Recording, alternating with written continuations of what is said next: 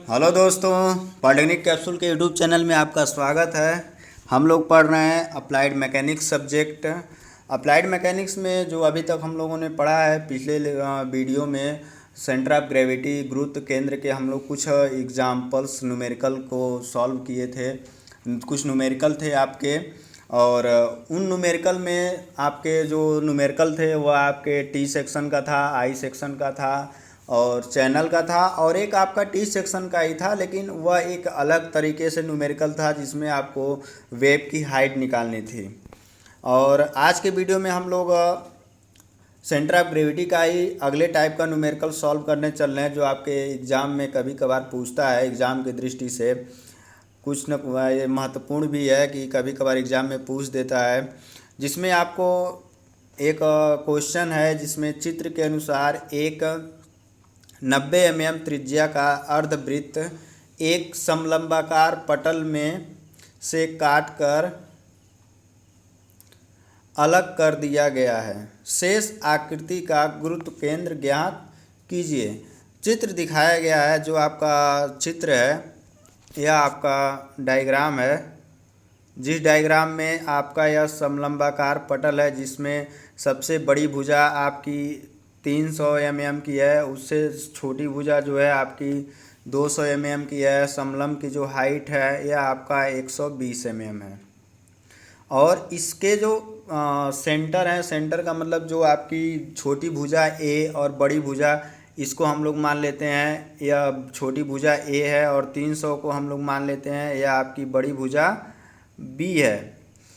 ए के centre point जो बड़ी भुजा ए है इसका सेंटर पॉइंट, और बी के सेंटर पॉइंट, इसको जब हम लोग मिलाते हैं तो यह आपकी टोटल हाइट आपकी कितनी है 120 mm। और इसके सेंटर से ही कितने mm की त्रिज्या 90 mm की त्रिज्या से क्या किया गया, एक अर्धवृत्त काटा गया है। यहाँ से जो यह आप मिलाए हैं, यहाँ से यह 90 mm की त्रिज्या से यह क्या काटा गया है, अर्धवृत्त काट कर निकाल दिया गया है। अब इसके बाद जो शेष आपकी आकृति बची है, जो आपका शेष समलंबाकार जो पटल था उसमें से जो शेष बचा हुआ आकृति है, उसका पूछ रखा है गुरुत्व केंद्र कहाँ पर होगा। सबसे पहले यदि इसमें हम लोग ध्यान से देखें तो जो जितना छायांकित भाग है उसी जो हैचिंग किया गया है उसी छायांकित भाग का हम लोग को गुरुत्व केंद्र चाहिए। तो इसमें दो आकृति हो गई है, एक समलंब है और दूसरा ए आपका पहला समलंब है, और दूसरा ये आपका क्या है, अर्धवृत्त है यह दूसरा। और एक चीज़ है इसमें कि समलंब में से अर्धवृत्त को निकाल कर अलग किया जा रहा है। तो इसमें अब आपके जो फार्मूले हम लोग यूज करेंगे, वाई बार का मान जो हम लोग यूज करेंगे वो क्या होगा, A1 Y1। हम लोग पहले क्या करते थे, दो भाग को क्या करते थे, जोड़ते थे। तो वहाँ पे एल सेक्शन या टी सेक्शन होता था, तो उसमें दो आयत होता था। दोनों आयत को जोड़ने के बाद हम लोग क्या करते थे, निकालते थे गुरुत्व केंद्र। लेकिन यहाँ में से जो आपका भाग काट कर निकाल दिया गया, अब उसका जो एरिया और गुरुत्व केंद्र का यक्ष अक्ष से जो दूरी होगी उसको क्या कर देंगे, माइनस कर देंगे।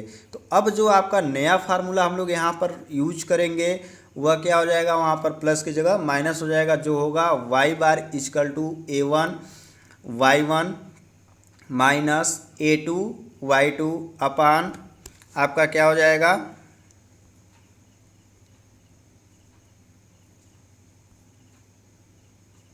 A1 minus A2। यहाँ पर यह छोटा मिस्टेक है, यह आपका माइनस होगा।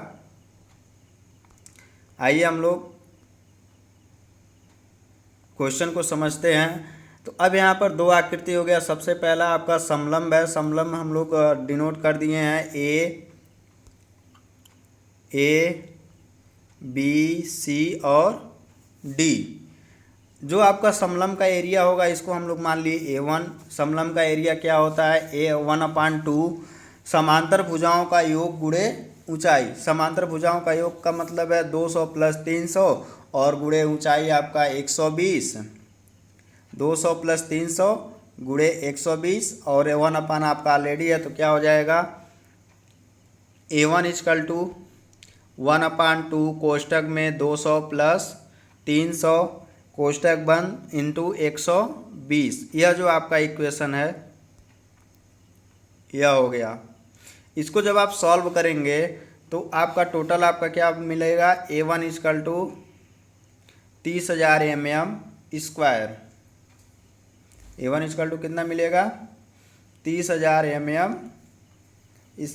अब इसको जो सॉल्व करने का है यह आपको साइंटिफिक कैलकुलेटर से सॉल्व करना है। आपके एग्ज़ाम में मोबाइल नॉर्मल कैलकुलेटर यह अलाउ नहीं होता है। तो आप लोग इसके लिए क्या करेंगे, साइंटिफिक कैलकुलेटर 82 ms का आप लोग ले लेंगे, जो आप एग्ज़ाम में ले जा सकते हैं, उससे आप इसको कैलकुलेशन कर सकते हैं। ठीक, तो A1 का मान इतना आ गया। अब आपका Y1 कितना होगा, हम लोग पढ़े हैं कि गुरुत्व केंद्र में यदि हम लोगों का समलंबाकार पटल है तो उस समय हम लोगों का गुरुत्व केंद्र का मान क्या होता है, Y1 इजकल टू टेबल बनाकर हम लोग पढ़े थे H/3 कोष्टक में B+2A/B+A।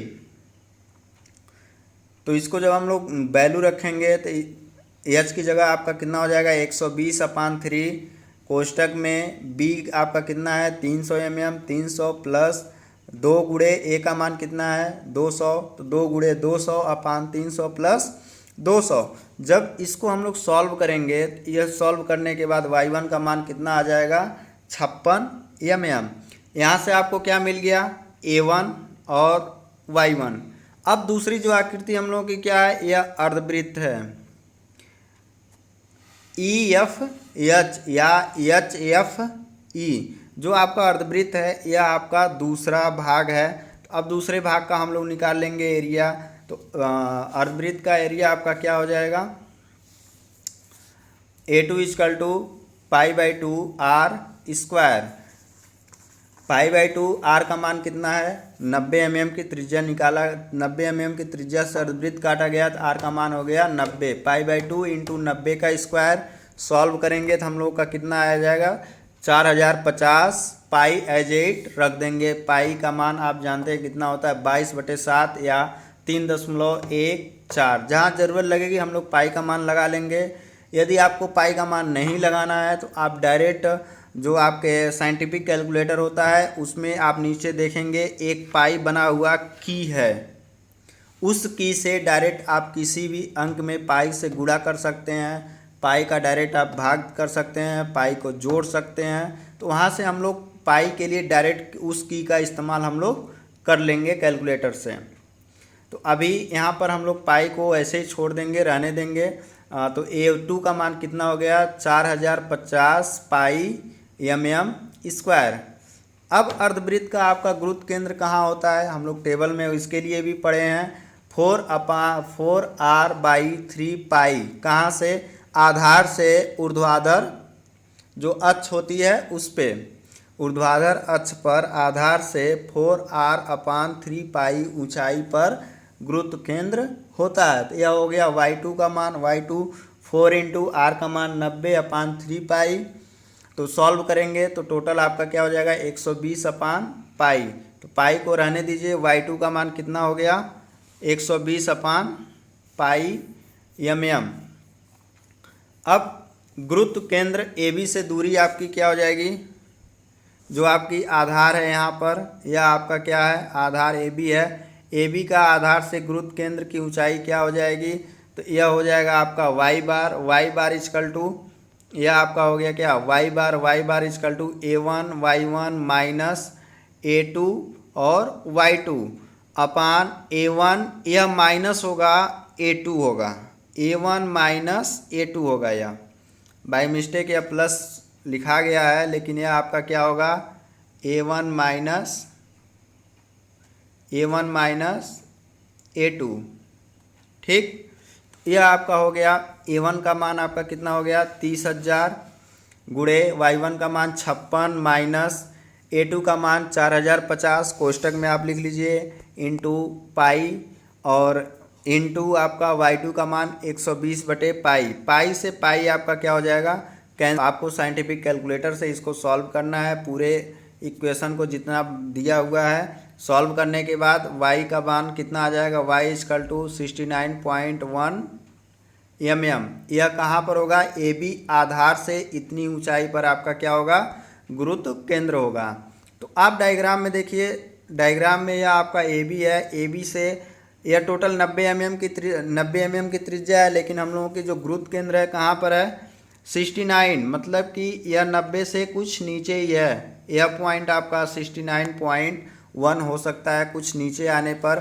तो यहाँ पर गुरुत्व केंद्र आपका पूरे यह समलंबाकार आकृति का गुरुत्व केंद्र यहाँ पर स्थित है उस खाली स्थान में। तो आज के लिए बस आपके इस चैप्टर में यही एक टॉपिक का यही एक क्वेश्चन बचा हुआ था जो आपके एग्ज़ाम में पूछता है, और यह आपका कंप्लीट हो गया यह चैप्टर, सेंटर ऑफ ग्रेविटी, गुरुत्व केंद्र। अब इसके बाद जो हम लोग अगला नेक्स्ट चैप्टर पढ़ेंगे वह हम लोग पढ़ेंगे सरल मशीन, सिंपल मशीन, जिसे हम लोग मशीन के नाम से भी जानते हैं, और जो आपके बोर्ड की दृष्टि से बहुत ही महत्वपूर्ण है। इससे आपके 2 क्वेश्चन हर साल हर एक पेपर में आपको मिलता है। तो आज के लिए बस इतना ही। वीडियो अच्छा लगे तो आप लोग वीडियो को लाइक करें, चैनल को सब्सक्राइब करें, और वीडियो को अपने दोस्तों में भी शेयर करें। और आपको जो अप्लाइड मैकेनिक्स के और भी लेक्चर देखने हैं तो आपको डिस्क्रिप्शन में आपके प्लेलिस्ट की लिंक दी गई है, वहाँ से आप प्लेलिस्ट में चले जाइए। प्लेलिस्ट में जो भी आपकी टॉपिक छूटी हुई है उस टॉपिक का आप वीडियो देख सकते हैं। धन्यवाद।